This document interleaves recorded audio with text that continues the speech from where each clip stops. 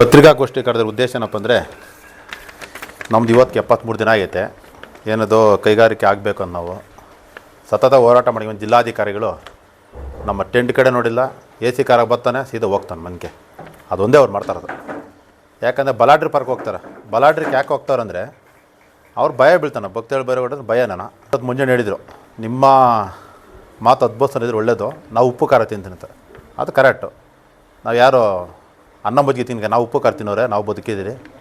ಯಾಕೆ ಶಾಂತವಾಗಿದ್ದೀರಿ ಅಂದರೆ ನಮ್ಮಿಂದ ಬೇರೆಯವ್ರು ತೊಂದರೆ ಆಗೋದು ಬೇಡ, ಕೆಲಸ ಆಗಲಿ ಅಂತ ನಾವು ಕಾಯ್ತಾರದಷ್ಟೇ. ನಾವು ನಿಮ್ಮ ಥರ ರೋಷ ಆಗಿ ನಾವು ಟೆಂಟ್ ಕಿತ್ತಾಕಿ ಬೇರೆ ಟಿಕೆಟ್ ಕಿತ್ತಾಕಿ ನಾವು DC ಮುತ್ತಿ ಹಾಕ್ಬೋದಾಗಿತ್ತು. ನಾವು ಸುಮಾರು ಜನ ಇದ್ದು ನಾವೇ ಬೆರಳಿಕೆನಷ್ಟು ಜನ ಇರ್ತೀರಿ ಅಂತ ಒಬ್ರು ಹೇಳಿದರು. ಒಂದು 30 ಕತೆ ಹೇಳ್ಬಿಡ್ತೀನಿ. ಫಸ್ಟ್ ಯಾರು, ನಮ್ಮೂರು ಒಬ್ಬ ದೊಡ್ಡ ವ್ಯಕ್ತಿಗಳು. ನಾವು ನಪುಂಸಕರಂತೆ ಅಂತ. ನೀನು ನಪುಂಸಕನೇ ಆಗಿರ್ಬೋದು, ಅದು ನಿನಗೆ ಆಗಲಿ. ಕೈ ಹಿಂಗೆ ಹೇಳೋತ್ತ ಹಂಗೆ ಪೇಪರ್ ಹಿಂಗೆ ಹಿಡ್ಕೊಂಡು ನಿನಗೆ 4 ಬಿಟ್ಟು ನಿಂಗೆ ಬಂದು ನೀನಾಗಿರ್ತೀಯ. ಪೆನ್ ಡ್ರೈವ್ ಹಾಕ್ತೀಯ ಅಂತ ಹೇಳ್ತೀಯಲ್ಲ. ನಾ ಇವಕ್ಕೆ ಒಂದೇ ದಿನ ಪೆನ್ ಡ್ರೈವ್ ಹಾಕಿಲ್ಲ ಅಲ್ಲಿ. ಇವತ್ತಿಗೆ 73 ದಿನ ಆಯ್ತು, ಇವಕ್ಕೆ ಒಂದಿನ ಪೆನ್ ಡ್ರೈವ್ ಹಾಕಿಲ್ಲ.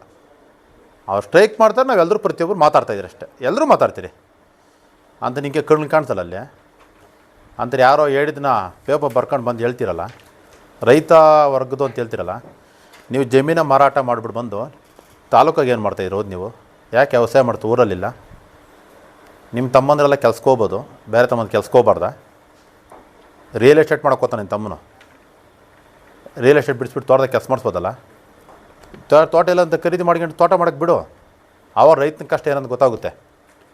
ಈಗ ನಮ್ಮ ಬಗ್ಗೆ ನಪುಂಸಕರು, ಭಯೋತ್ಪಾದಕರು, ಅವ್ರಂಥವರು ಬೆರಳಿಕೆ ಜನಿಲ್ಲ ಯಾರೋ ಒಬ್ರು ಇರ್ತಾರೆ. ಅದು ನಿನಗೆ ಆಗ್ತದೆ. ನೀವೊಂಥರ ನಾವು ಇಲ್ಲೆಲ್ಲ ಕೂಲಿ ಮಾಡ್ಕೊಂಡು ಪ್ರಭು ಆಂಜನೇಯವ್ರು ಮಾತಾಡಿದರು ಬೆಳಗ್ಗೆ, ಅಣ್ಣ ಈ ಥರ ಹೇಳೋರೆ ಪ್ರೆಸ್ ಮೀಟಲ್ಲಿ ಅಂತ. ಸುಬ್ರಹ್ಮಣ್ಯ ಅವರೆಲ್ಲ ಪೇಮೆಂಟ್ ಗಿರಾಕಿ ಬಿಡು, ನಾವು ಇಲ್ಲೆಲ್ಲ ಕೂಲಿ ಮಾಡ್ಕೊಂಡು ತಿಂತಾಯಿದ್ರಿ. ಕೂಲಿ ಮಾಡ್ಕೊಂಡು ಜನಕ್ಕೆ ಬರೋದು. ಅವರು ಅವತ್ತು ಕೂಲಿಗೆ ಹೋದ್ರೆ ಮಾತ್ರ ಅವ್ರ ಜೀವನ ನಡೆಯೋದು. ನಮ್ಮನ್ನು ಮುಂದಾಳತ್ತೆ ಅಂದ್ಬಿಟ್ಟಾರಂದರೆ, ಅಣ್ಣ ನಾವು ಬರೋಕ್ಕಾಗಲ್ಲ, ದಯವಿಟ್ಟು ನಾವೆಲ್ಲ ನೀವು ಬೆಂಗಳೂರು ಬಂದು ಸೇನೆ ಹಾಕ್ಕೊಟ್ಟಿದ್ರಿ, ನೀವು ಮಾಡಿರಿ. ಬಸವಪಟ್ಟಣದ ಸ್ಟಾರ್ಟ್ ಮಾಡಿರಿ. ಬಸವಪಟ್ಟಣದಲ್ಲಿ ಇಷ್ಟು ಎಕರೆ ಲೇಔಟ್ ಆಗಿ ಅದು ಕೆಂಪು ಭೂಮಿ ಅಲ್ವಾ? ನೆಕ್ಸ್ಟ್ ಮುಂದೆ ಹೋಗ್ರಿ, ತಾದೂರಲ್ಲಿ ಇಷ್ಟು ಎಕರೆ ಲೇಔಟ್ ಆಗಿ ಅದು ಕೆಂಪು ಭೂಮಿ ಅಲ್ವಾ? ಮುಂದೆ ಹೋಗಿ ತುಟ್ಲಗಾಡಿನಲ್ಲಿ ಇಷ್ಟು ಎಕರೆ ಲೇಔಟ್ ಆಗಿ ಅದು ಕೆಂಪು ಭೂಮಿ ಅಲ್ವಾ? ನೆಕ್ಸ್ಟ್ ಮುಂದೆ ಹೋಗಿ ನಾಗಮಂಗಲ ಇಷ್ಟು ಎಕರೆ ಲೇಔಟ್ ಆಗಿ ಅದು ಕೆಂಪು ಭೂಮಿ ಅಲ್ವಾ? ಮುಂದೆ ಹೋಗಿ ಎಣ್ಣಂಗೂರಲ್ಲಿ ಇಷ್ಟು ಎಕರೆ ಲೇಔಟ್ ಆಗಿದೆ ಅದು ಕೆಂಪು ಭೂಮಿ ಅಲ್ವಾ? ನಡುಪನಾಯಕನಲ್ಲಿ ಇಷ್ಟು ಎಕರೆ ಲೇಔಟ್ ಆಗಿದೆ ಕೆಂಪು ಭೂಮಿ ಅಲ್ವಾ?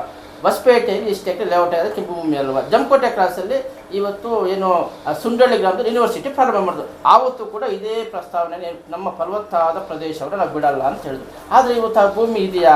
ಅಲ್ಲಿ 99 ಎಕರೆ ಲೇಔಟ್ ಆಗಿ ಒಂದೊಳ್ಳೆ 5,600 ರೂಪಾಯಿ ಮಾರಾಟ ಮಾಡ್ತಾರೆ. ಅದು ಕೆಂಪು ಭೂಮಿ ಅಲ್ವಾ?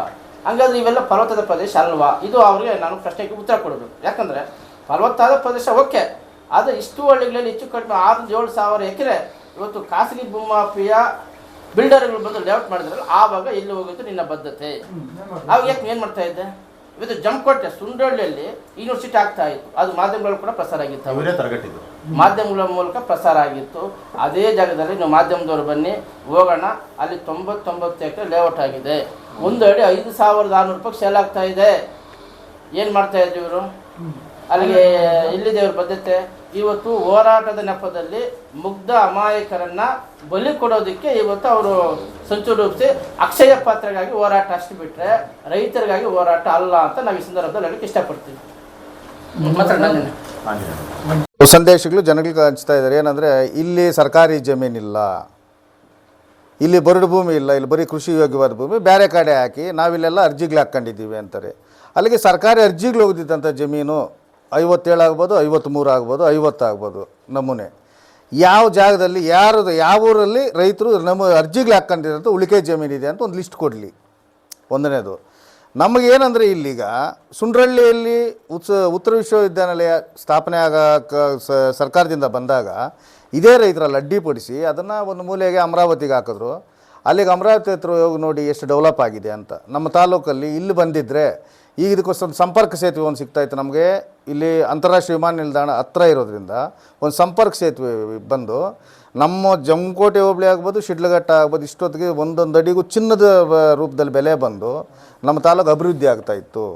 ಇಲ್ಲಿ ಒಳ್ಳೆ ಹಾಸ್ಪಿಟ್ಲ್ಗೆ ಬರ್ತಾಯಿದ್ವು, ಇಲ್ಲಿ ಒಳ್ಳೆ